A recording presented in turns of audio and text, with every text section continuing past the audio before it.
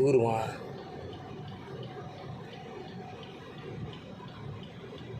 একটা লোক এরকম করছে।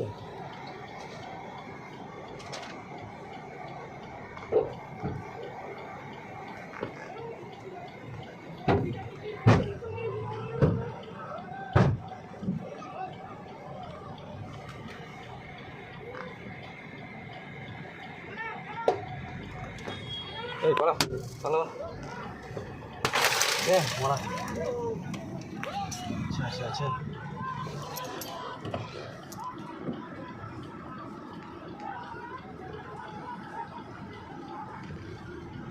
আচ্ছা আমার গাড়িগুলো সব ভেঙে দিল।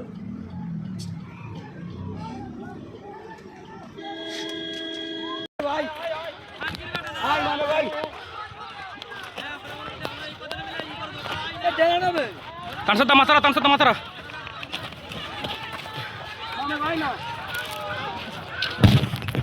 দেখুন বন্ধুরা, বম সুদ্দুন দিচ্ছে ওরা।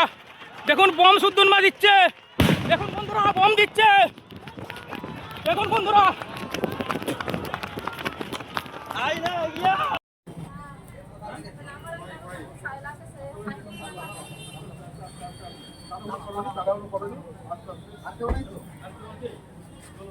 পাটায় হাতটা কাঁধে দাও, পাটা জাগিয়ে দে।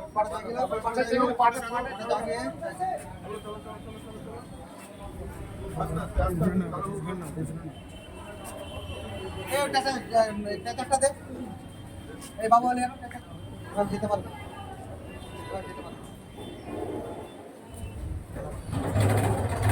ঘুরে বসতো এদিকটা, ওইদিকে ঘুরো, কাজে থাক, এদিকে ঘুরো, বসে পাটা তুলে সব আস্তে আস্তে আস্তে আস্তে আস্তে আস্তে।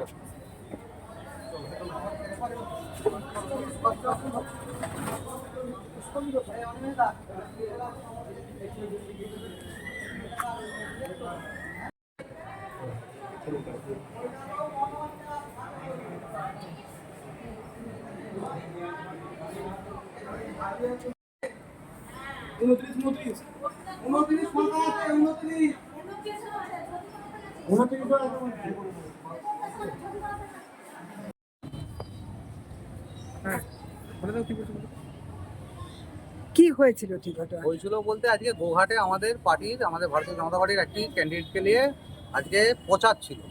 তো বর্মার ওখানে প্রচার চলছিল। সেই মতো অবস্থায় বর্মাতেই সঞ্জয় খাঁয়ের নেতৃত্বে, সঞ্জয় খাঁ তৃণমূলের হারমাত সঞ্জয় খাঁয়ের নেতৃত্বে ওখানে পুরো পাড়ার মহিলা আর পাড়ার সবাইকে নিয়ে আমাদের উপরে চড়াও হয়। আমাদের সবারকে মারধর করে। এই যে একে হাতটা এখানে কেটে গেছে, আর 4-5 জনের মাথা আরে ফেটেছে, পা আরে ভেঙেছে, তাদেরকে সবকে ভর্তি করেছি। এর ট্রিটমেন্ট করে ছাড়া হচ্ছে, সেরকম কিছু হয় না, হাতটার উপরেই গেছে। সঞ্জয় খাঁয়ের নেতৃত্বে, হারমাত সঞ্জয় খাঁয়ের নেতৃত্বে এই ঘটনাটি ঘটেছে বর্মাতে। আহত হয়েছে আপাতত আরামবাগ হসপিটালে রেফার হয়ে গোঘাটেও আছে, গোঘাট হসপিটালেও কিছু ভর্তি আছে। এখানে এসছে আপনার 6-7 জনের মতন এখানে এসছে, আরও আসছে। এরকম এই অবস্থা। তো আজকে তো প্রচারের শেষ দিন। আজকে প্রচারের শেষ দিন। আপনার ইচ্ছাকৃতভাবে তাছাড়া আর কি বলবো, সঞ্জয় খাঁয়ের নেতৃত্বে হচ্ছে, সে একটা হারমাত। আমাদের ওখানে সুষ্ঠুভাবে প্রচার চলছে। আজকে লাস্ট দিন, আমার ক্যান্ডিডেট আছে ওখানে, ভারতীয় জনতা পার্টির ক্যান্ডিডেট, সেখানে প্রচার হচ্ছে। সেখানে যদি অতর্কিতভাবে হামলা চালিয়েছে, ইচ্ছাকৃত ছাড়া আর কি। ওরা দেখতে পাচ্ছে এখন যাওয়ার সময় ওদের পায়ের তলায় মাটি পুরো লড়বড়িয়ে গেছে, যাওয়ার সময় এরকম অশান্তি করছে। তখন আপনাদের সঙ্গে নিরাপত্তা বাহিনী ছিল না? না, নিরাপত্তা বাহিনী অনেক দূরে ছিল। তারা মানে থাকে না, অনেক দূরে ছিল। আমাদেরকে হঠাৎ করে ঘিরে এটা করেছে। আচ্ছা, মানে অনেক দূরে থাকার সুযোগ নিয়েছে কি?